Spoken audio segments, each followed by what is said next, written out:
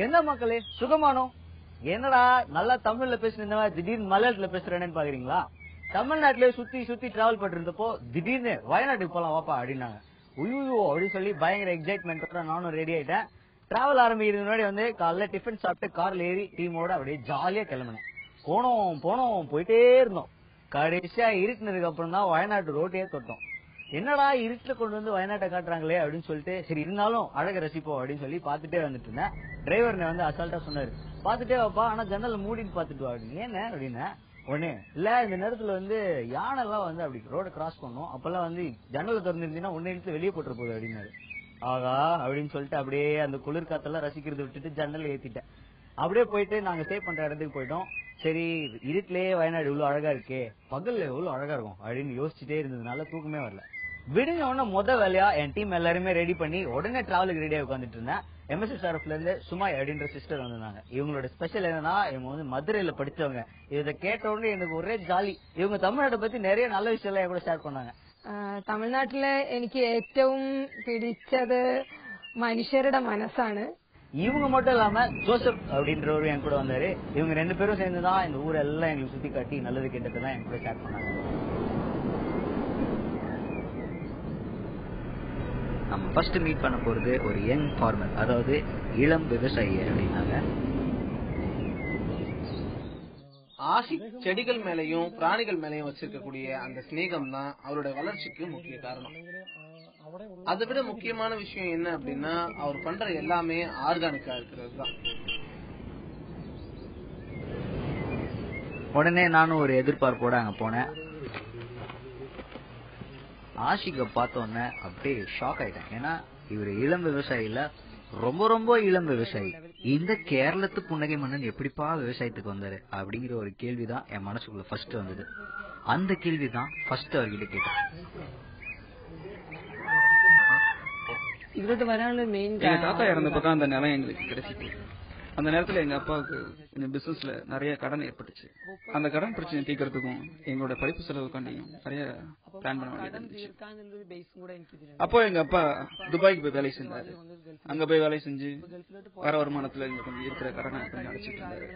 அந்த நேரத்துல வீட்டுல இருந்த மத்த பண தேவைகளை சமாளிக்கத்தான் இந்த விவசாயத்தை நான் கையில் எடுத்தேன். இதுல வந்த வருமானம் இந்த விவசாயத்து மேல நான் வச்சிருந்த ஈடுபாட்டை இன்னும் ஜாஸ்தி ஆயிடுச்சு. இதுல மட்டும்தான் நம்ம பட்ட கஷ்டத்தோட பலனை நம்ம கண்ணு முன்னாடி பார்க்க முடியும். அப்ப കിട്ടുന്നോണ്ട് നമുക്കൊരു കൂടുതൽ താല്പര്യം ഇതിൽ കൊടുത്തു കഴിഞ്ഞാൽ ഒരു മണ്ണിൽ ഇട്ട് കഴിഞ്ഞാൽ അതിന് റിസൾട്ട് കിട്ടുന്നു. ഞാൻ ചെയ്യുന്ന കാര്യങ്ങൾ എന്ന് വെച്ചാൽ ഇതിനെ சகாயிക്കുന്നത് എന്റെ ഉമ്മയും അനിയനുമാണ്. அப்ப വർക്കേഴ്സിനെ ഞങ്ങൾ என் தோட்டத்துல வேலை பார்க்கும்போது அது ஒரு வேலையாகவும் எனக்கு ஒரு சுமையாகவும் தெரியாது.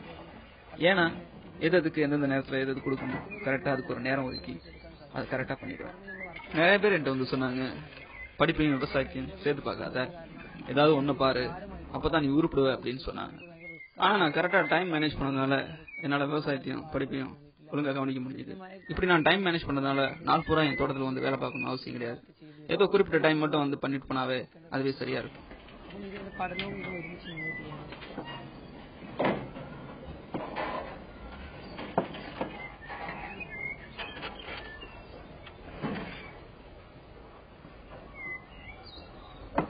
நிறைய சின்ன பசங்க இளைஞர்கள் இவங்க எல்லாம் வந்து அவங்களோட படிப்பு செலவுக்காக காலையில பேப்பர் போடுறது, பால் பாக்கெட் போடுறதுன்னு இப்படி நிறைய கஷ்டமான வேலையை செய்வாங்க. ஆனா ஆஷிக் தன்னோட படிப்பு செலவு, தன்னோட குடும்ப செலவு எல்லாத்தையுமே ஈடு கட்டுறதுக்கு தனக்கு ரொம்ப பிடிச்ச பேஷனேட்டான இந்த ஒருங்கிணைந்த விவசாயத்தை தான் கையில் எடுத்திருக்காரு. நான் கம்ப்யூட்டர் ஹார்ட்வேர் பாலிடெக்னிக் பண்ணிருக்கேன். இப்போ நான் கம்ப்யூட்டர் நெட்வொர்க்கிங் பண்ணிட்டு இருக்கேன். என்னோட தம்பி வந்து பிகாம் தேர்ட் இயர் பண்ணிட்டு இருக்கான். எங்க ரெண்டு பேருடைய படிப்பு செலவுக்கும் இதுல இருந்து போதுமான அளவு பணம் கிடைக்குது. ஒரு வருஷத்துல எனக்கு செலவு போக இதுல இருந்து எனக்கு 4 லட்சம் ரூபாய் கிடைக்குது.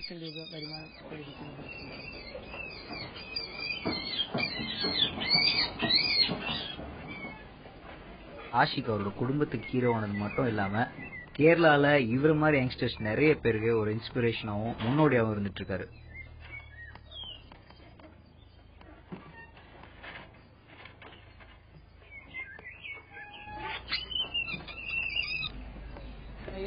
முன்னால என் நிலத்துல அதிகமா செயற்கை உரம் தான் யூஸ் பண்ணிட்டு இருந்தேன்.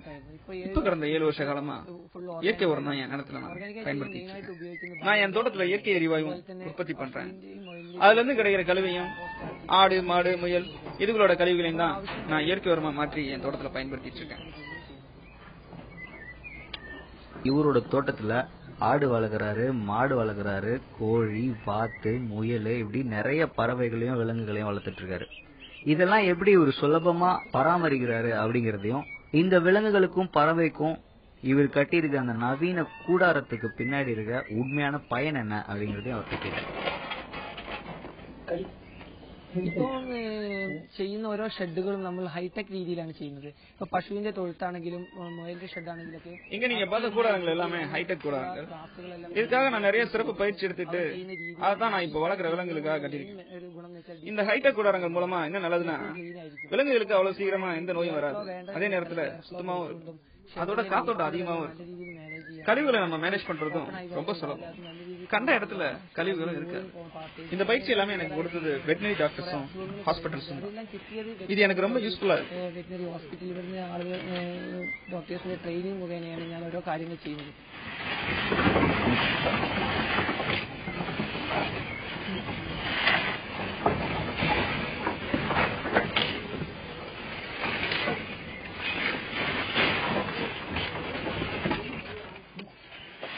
ஆஷிக் கட்டியிருக்க இந்த ஆட்டுக்கூடாரத்தை பாத்தீங்கன்னா நிலத்துல இருந்து ஒரு குறிப்பிட்ட அளவுக்கு மேல உயர்த்தி கட்டியிருக்காரு.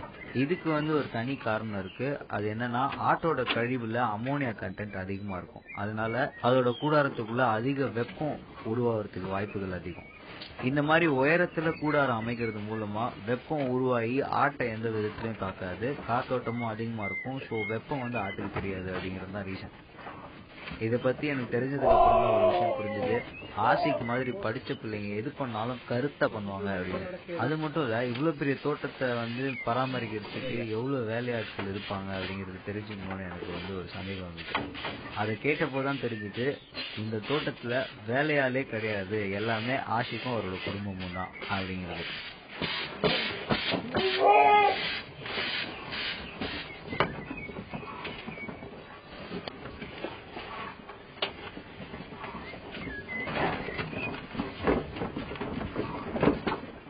പിന്നെ കൂടുതൽ ചെയ്യുന്നത് മെഷീൻസ് ഉപയോഗിക്കുന്നുണ്ട്. ഇപ്പൊ കറവിനാണ് മിൽക്ക് മെഷീൻ. என் பண்ணையில இருக்க மாடுகளுக்கு பால் கறக்க மிஷின்ஸை பயன்படுத்துறேன். இப்படி மிஷினை பயன்படுத்துறதுனால வேலையால் தேவைப்படுறது இல்ல, பராமரிக்கிறதும் ரொம்ப சுலபமா இருக்கு. കുറയ്ക്കാനും അതുപോലെ തന്നെ ഏറ്റവും നല്ല സേഫായി നല്ല വൃത്തിയിലും കൊണ്ടു നടക്കുന്ന രീതിയിലുള്ള ഷെഡുകളാണ് ഉള്ളത്. நம்ம ஆஷிக் சொல்றதை பார்க்கும்போது இந்த ஒருங்கிணைந்த விவசாயம் ரொம்ப ஈஸியான மேட்டர் தானே தோணுது. இதே மாதிரிதான் எனக்கும் தோணுச்சு. பட் இஷ்டப்பட்டு செய்யற காரியங்கள்ல கஷ்டம் இல்ல. அதாவது தமிழ்ல என்னன்னா, எந்த வேலை செஞ்சாலும் இஷ்டப்பட்டு செஞ்சோம்னா அதுல கஷ்டமே தெரியாது அப்படிங்கிறது தான் ஆஷிக்க பார்த்தோன்னு நான் கத்துக்கிட்ட பஞ்சு. ஆதி காலத்துல இருந்து ஒரு டைலாக் சொல்லுவாங்க, நீ எல்லாம் படிப்புக்கே லாய்க்கலடா, போய் விவசாயம் பாரு அப்படின்ட்டு. அவங்களெல்லாம் தேடி கண்டுபிடிச்சு ஆஷிக் பிரதர் முன்னாடி நிக்க வச்சு நான் திட்டணும் அப்படின்னு தோணுச்சு. ஏன்னா ஆஷிக் பிரதர் ஹார்ட்வேரை பிரிச்சு மேய வேண்டிய புள்ள, அவர் புல்லுக்கட்டியும் மாட்டையும் பிரிச்சு மேய்ஞ்சுக்கிட்டு இருக்காரு. இதெல்லாம் பார்க்கும்போது எனக்கு ரொம்ப சந்தோஷமா இருந்தது. விவசாயிகளை நான் எப்பவுமே ஒரு ஹீரோவா பார்ப்பேன். இந்த ஹீரோ ஸ்பீச்ல இந்த அழகு அமுல் பேபி எப்படிப்பா சேர்ந்தாரு அப்படிங்கிற விஷயத்த அவர்கிட்ட கேட்டு தெரிஞ்சுக்கணும்னு கேட்டேன். அவர் சொன்னதுக்கு அப்புறம் தான் அதுக்கு பின்னாடி இந்த ட்விஸ்டையே எனக்கு புரிஞ்சிச்சு. இந்த காலத்துல சாதாரண விவசாயம் பண்றதே எவ்வளவு கஷ்டமான விஷயம், சவாலான விஷயம் அப்படின்னு பார்க்கப்படுதுன்றது நமக்கு தெரியும். அந்த மாதிரி இருக்கும்போது ஆஷிக் ஒருங்கிணைந்த விவசாயம் பண்றாரு. இவரோட இடத்துல அவ்வளோ செடிகளை விளைய வைக்கிறாரு. இந்த செடிகள் எல்லாமே ரொம்ப பசுமையாவும் இருக்கு. அந்த பசுமைக்கும் இவ்வளோ செடிகளையும் இவர் வளர்க்கறதுக்கு என்ன மாதிரி டெக்னிக் யூஸ் பண்றாரு அப்படிங்கறதையும் அவர்கிட்ட கேட்டேன்.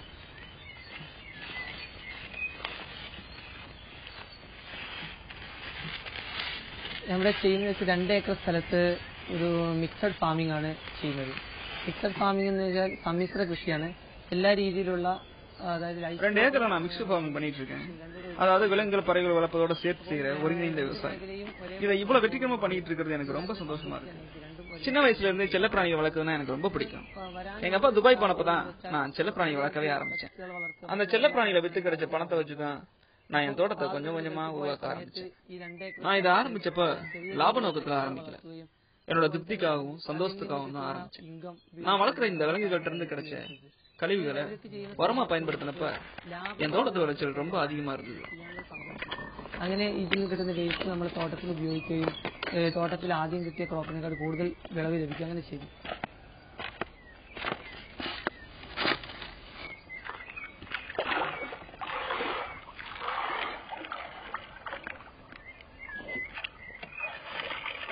எனக்கு பிராணிகளை வளர்க்கணும்னு தான் ஆசை.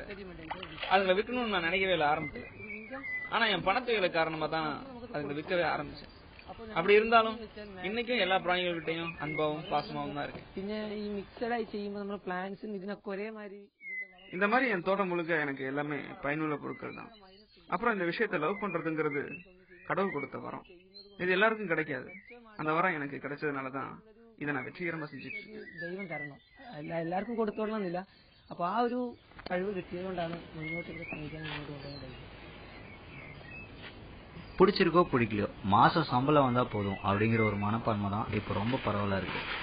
ஆனா ஆஷிக் லாப நோக்கத்தெல்லாம் தள்ளி வச்சுட்டு தன்னோட மன நிறைவுக்காகவும் தன்னோட மன திருப்திக்காகவும் இந்த ஒருங்கிணைந்த விவசாயத்தை ரொம்ப ஆர்வமா பண்ணிட்டு இருக்காரு. இதோட உணர்வு அப்படிங்கிறது ஆஷிக் வாயாலே சொன்னா நல்லா இருக்கும் அப்படிங்கறதுனால அவர்கிட்ட கேட்டேன். அவர் அந்த உணர்வை என்கிட்ட பகிர்ந்துகிட்டதுக்கு அப்புறம் உண்மையாவே பிடிச்ச விஷயத்த செய்யறதை விட இந்த உலகத்துல சந்தோஷமான விஷயம் வேற எதுவுமே கிடையாது அப்படிங்கறத நான் புரிஞ்சுக்கிட்டேன். ഓരോ കാര്യങ്ങളും നല്ല രീതിയിൽ ഡെവലപ്പ് ചെയ്യാൻ ചെയ്യുന്ന സമയത്ത് இதெல்லாம் செஞ்சுட்டு இருக்கும்போதுதான் விலங்குகள் காப்பாகவும் பிராணிகள் பராமரிப்பு மையமும் எனக்கு ஒரு ஃபார்ம் ஸ்கூல் ஒன்று அமைச்சு கொடுத்தாங்க. அவங்க எனக்கு 1.5 லட்சம் ரூபாய் பண உதவியும் பண்ணாங்க. அதை வச்சு இந்த ஒருங்கிணைந்த விவசாயத்தை முறையாவும் சிறப்பாகவும் செய்ய ഷെഡുകളെല്ലാം നല്ല രീതിയിൽ ഡെവലപ്പ് ചെയ്തു, ഒരു ഓർഡറിൽ ചെയ്യാൻ തുടങ്ങി. இதை பார்த்துட்டு நிறைய விவசாயிகள் எங்கிட்ட வந்து பயிற்சி எடுத்துக்க ஆரம்பிச்சாங்க. அப்பதான் கேரளா அரசாங்கத்தோட சிறந்த இயற்கை முறை விவசாயிக்கான விருது கிடைச்சது. அதோட 2 லட்சம் ரூபாய் பணமும் 10 நாள் நியூசிலாந்துல சுற்றுப்பயணமும் எனக்கு கிடைச்சது. இதுக்கப்புறம் தான் நான் செய்யற இந்த ஒருங்கிணைந்த விவசாயத்தோட முக்கியத்துவத்தை புரிஞ்சுக்கிட்டு அதை இன்னும் பொறுப்பாகவும் கவனமாகவும் செய்ய ஆரம்பிச்சேன். அதை தொடர்ந்து சிறந்த ஒருங்கிணைந்த முறை விவசாயி விருதும் சிறந்த இளம் விவசாயி விருதும் கிடைச்சது. இந்த விருதுகள் என்னோட நண்பர்கள் കുടുംബം കാട്ടുന്ന സപ്പോർട്ടും എന്നെ ഇന്നും ரொம்ப ஊக்கப்படுத்துச்சு. പിന്തുണയും അതുപോലെ എന്റെ ഫ്രണ്ട്സിന്റെ പിന്തുണ എല്ലായിടത്തും കിട്ടിയപ്പോൾ ചെയ്യുന്ന കാര്യങ്ങൾ ഒന്നുകൂടെ നല്ല കോൺസെൻട്രേറ്റ് ചെയ്ത് നല്ല രീതിയിൽ ചെയ്യാൻ ഞങ്ങൾ ആരംഭിച്ചു. இந்த அளவுக்கு சிறப்பா ஒருங்கிணைந்த விவசாயத்தை பண்றதுக்கு கண்டிப்பா ஒரு முதலீடு தேவைப்பட்டிருக்கும். அதே சமயத்துல யாரோட உதவியாக இருந்திருக்கும். அந்த விஷயத்தை பத்தி கேட்கும் போது தான் தெரிஞ்சது MSSRFும் கேரளா கவர்மெண்ட்டும் இவருக்கு எவ்வளவு சப்போர்ட் பண்ணிருக்காங்க அப்படிங்கிறது. அது மட்டும் இல்லாம ஒருங்கிணைந்த விவசாயத்து மூலமா இவருக்கு பலன் கிடைச்ச மாதிரி நிறைய விருதுகளும் கிடைச்சிருக்கு.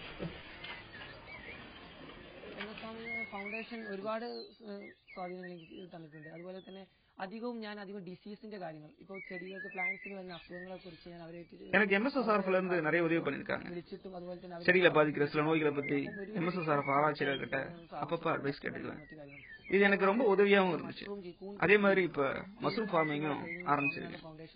இது முழுக்க முழுக்க MSSRF தான் எனக்கு பயிற்சி கொடுத்தாங்க. அது மட்டும் இல்லாம இவங்க வெளியூர்ல இருந்து நிறைய விவசாயிகளை என் தோட்டத்துக்கு கூட்டு வந்து நிறைய விஷயங்களை பகிர்ந்துக்க வாய்ப்பு ஏற்படுத்தி கொடுத்தாங்க. ഫാമേഴ്സിന് നമ്മളെടുത്ത് കൊണ്ടുവരുന്നുണ്ട്. അപ്പം ആ ഫാമേഴ്സ് ചെയ്യുന്ന കാര്യങ്ങളും എന്റെ കാര്യങ്ങളും കൂടി ഒരുമിച്ച് കൊണ്ടുപോകുമ്പോൾ എനിക്ക് അവർ ചെയ്യുന്നതിൽ ചെലവ് ചുരുക്കിയ രീതികൾ എനിക്ക് പറഞ്ഞു തരികയും ഞാൻ ചെയ്യുന്ന കാര്യങ്ങൾ അവർക്ക് ഒരു ഫാമേഴ്സ് തമ്മിലൊരു കമ്മ്യൂണിക്കേഷൻ നടക്കുന്നതുകൊണ്ട് കൂടുതൽ വിവരങ്ങൾ എനിക്ക് കിട്ടുന്നത് സ്വാമിനാഥൻ ഫൗണ്ടേഷൻ.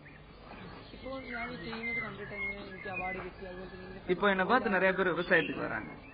அதுல நிறைய பேர் லாபத்தை மனசுல வச்சுட்டு விவசாயத்துக்கு வராங்க. அந்த மாதிரி நண்பர்களுக்கு நான் சொல்லணும்னு நினைக்கிறது எல்லாம் ஒன்றுதான். லாபத்தை மட்டும் மனசுல வச்சுட்டு விவசாயத்துக்கு வராதீங்க. பேஷனோட விவசாயம் செய்யுங்க. உங்க மன நிம்மதிக்காகவும் திருப்திக்காகவும் நம்ம உலகத்தை காப்பாற்றணுங்கிறதுக்காகவும் விவசாயம் பண்ணுங்க. அப்படி பண்ணா லாபம் தானா வரும். கண்டிப்பா ஒரு சாஃப்ட்வேர் இன்ஜினியர் சம்பாதிக்கிற அளவு நாமளும் சம்பாதிக்கலாம். நமக்கு நல்ல எதிர்காலமும் நிச்சயம். രീതിയിൽ കൃഷിയെ സ്നേഹിച്ചുകൊണ്ട് മാത്രം കൃഷിയിലോട്ട് വരിക. മുന്നോട്ട് നല്ലൊരു ഫ്യൂച്ചർ ഉണ്ടാവും. இந்த தோட்டத்தையும் இந்த பிராணிகளையும் இவ்வளவு காதலிக்கிற நம்ம ஆஷிக் ஒருவேளை ஒரு நாள் வெளியே தங்க வேண்டிய சூழ்நிலை வந்துருச்சுன்னா இவரோட மனநிலை எப்படி இருக்கும் அப்படிங்கறத பத்தி யோசிச்சுட்டு இருந்தேன். இதை பத்தி தெரிஞ்சுக்கணும்னு அவர்கிட்ட கேட்டேன்.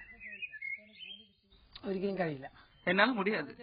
இப்போ என்கிட்ட மாசத்துக்கு 50,000 சம்பாதிக்கக்கூடிய நிறைய வேலைங்க இருக்கு. கேம்பஸ் இன்டர்வியூல கூட நான் செலக்ட் ஆனேன். ஆனா விவசாயத்துக்கு கூட அந்த வேலைகளை கம்பேர் பண்ணும்போது அந்த அளவுக்கு இப்போதைக்கு நான் சம்பாதிக்க முடியலனாலும் நான் விவசாயத்தை விட்டு கொடுக்க முடியாது. ஏன்னா இங்க நமக்கு பிடிச்ச மாதிரி வேலை செய்யலாம். நம்ம யாருக்கு கீழேயும் வேலை பார்க்கல. இங்க நாம தான் മാസ്റ്റർ. മെയിൻ കാരണം എന്ന് വെച്ചാല് നമുക്കായിട്ടുള്ള കാര്യങ്ങൾ നമ്മൾ തന്നെ ചെയ്യുന്നത് കൊണ്ട് പിന്നെ നമ്മൾ ഒരാളെ കീഴിൽ വർക്ക് ചെയ്യണ്ട. ഇവിടെ നമ്മളാണ് മാസ്റ്റർ.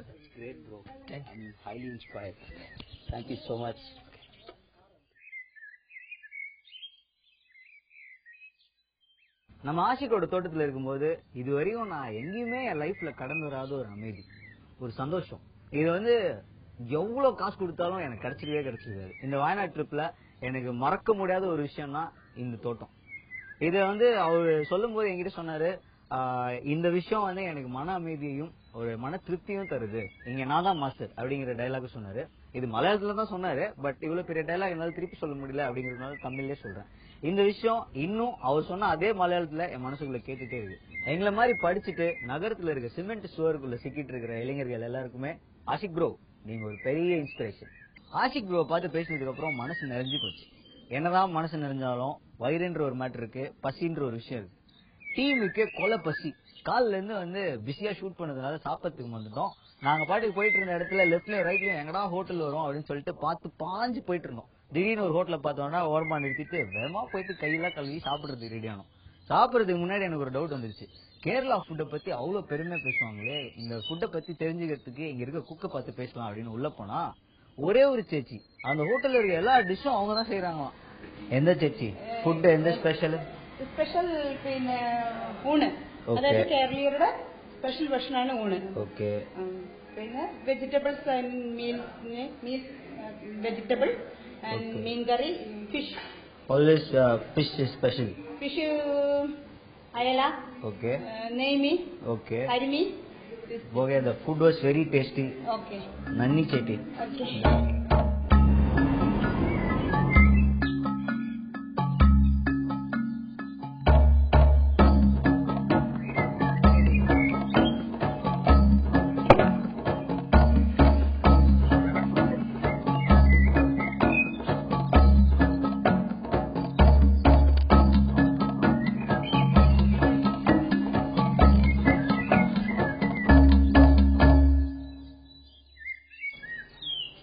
நம்ம சேச்சியோட கடையில ஃபுல் மீல்ஸ் சாப்பிட்டு ரொம்ப ஃபுல்லானதுனால ஒரு சின்ன வாக்கிங் போயிட்டு வரலாமே அப்படின்னு சொல்லிட்டு நடந்துட்டு இருக்கும் போதுதான் வந்து வயநாட்டுல இருக்க நிறைய வீட்டை பார்த்தேன். அங்க இருக்கிற எல்லா வீடுமே வந்து ஏதோ ஒரு விதத்துல ரொம்ப யூனிக்காவும் ரொம்ப அழகாவும் இருந்தது.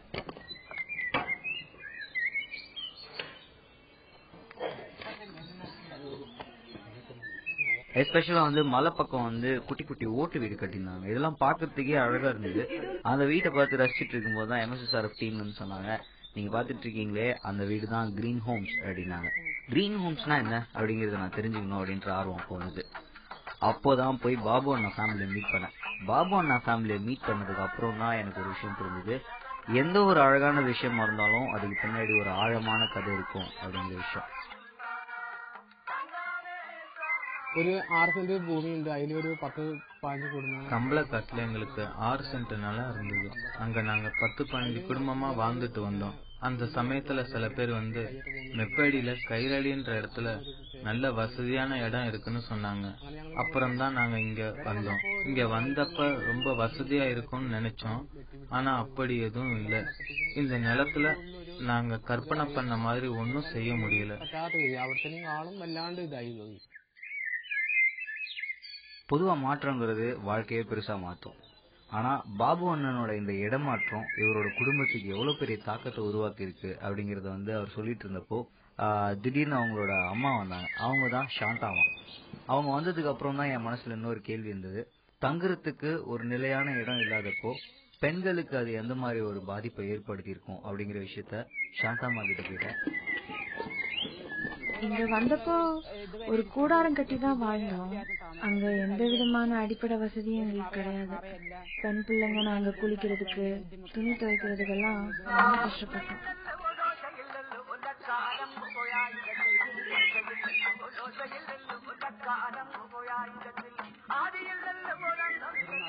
அங்க ஒன்னும் மறைவே இல்ல தெரியுமா? அதுவும் இதெல்லாம் பெண் பிள்ளைங்க. ஒரு பொண்ணால எப்படி எந்த விதமான மறைவும் இல்லாம குளிக்க முடியும் சொல்லுங்க? இப்ப இந்த வீடு கிடைச்ச பிறகு அந்த மாதிரியான சங்கடம் எல்லாம் இல்லாமதான் இருக்குது.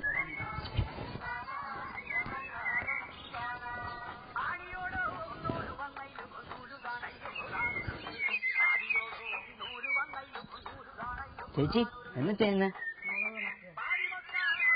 എനിക്ക് കാണിച്ച ഓക്കേ.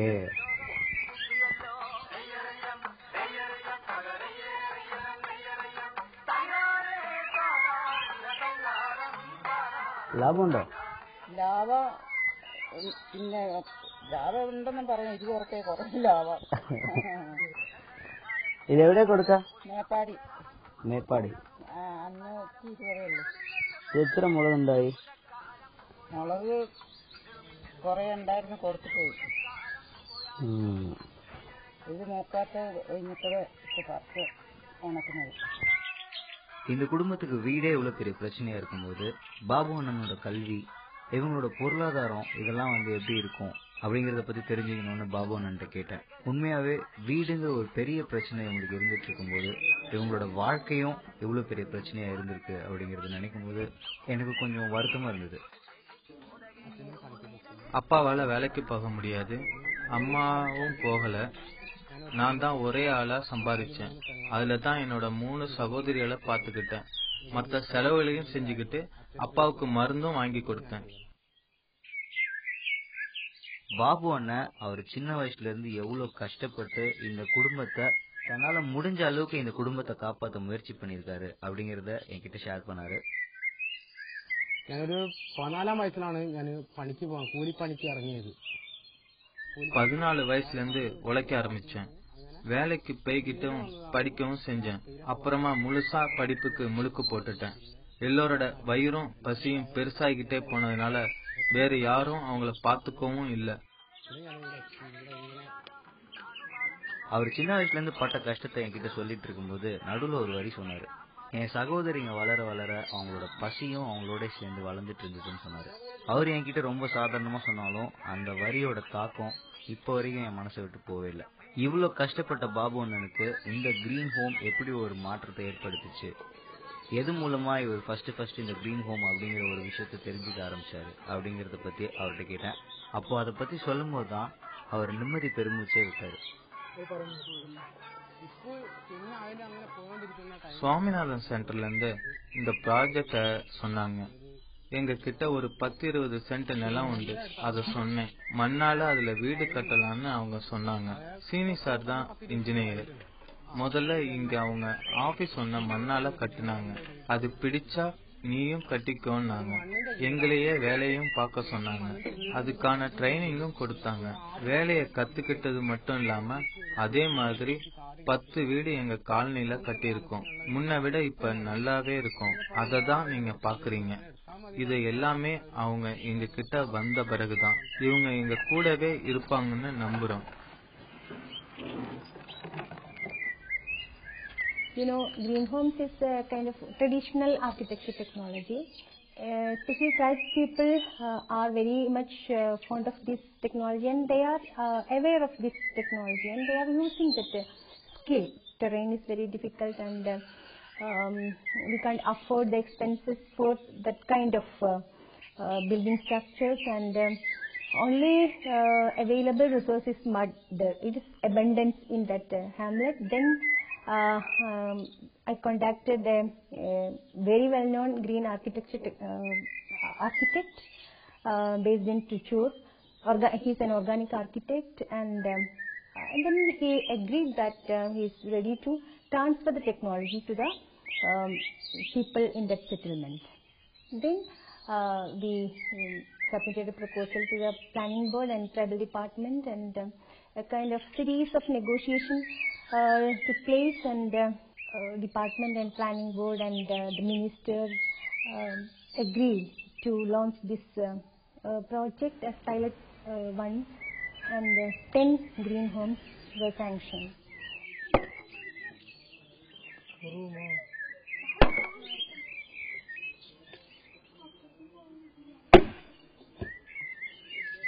இல்லாத ஒரு விஷயத்த நினைச்சு எப்பவுமே நம்ம கிட்ட இருக்க நிம்மதியா ரொம்ப ஈஸியா நம்ம தோச்சிரும். பட் வயநாட்டுல பார்த்த ஆளுங்களாம் அப்படி கிடையாது. அவங்க கிட்ட ரிசோர்ஸஸை எப்படி யூஸ் பண்ணணும்னு தெரிஞ்சு ரொம்ப ஜாலியாவும் அந்த மண் வளத்தோட ஒன்றியும் அவ்வளவு ஜாலியா வாழ்ந்துட்டு இருக்காங்க. இதெல்லாம் பார்த்ததுக்கு அப்புறம் வயநாடு இன்னும் கொஞ்சம் அழகா தெரிய ஆரம்பிச்சிருச்சு. சோ 2 நாள் ட்ரிப் எக்ஸ்டெண்ட் பண்ணி அங்க இருக்கிற நிறைய பேரை மீட் பண்ணி நிறைய டைம் ஸ்பெண்ட் பண்ணேன். இதெல்லாம் சொல்றதுக்கு இந்த டைம் பத்தாததுனால அடுத்த வாரமும் இதே கதையை உங்ககிட்ட நான் ஷேர் பண்ணிக்கிறேன். பாய்.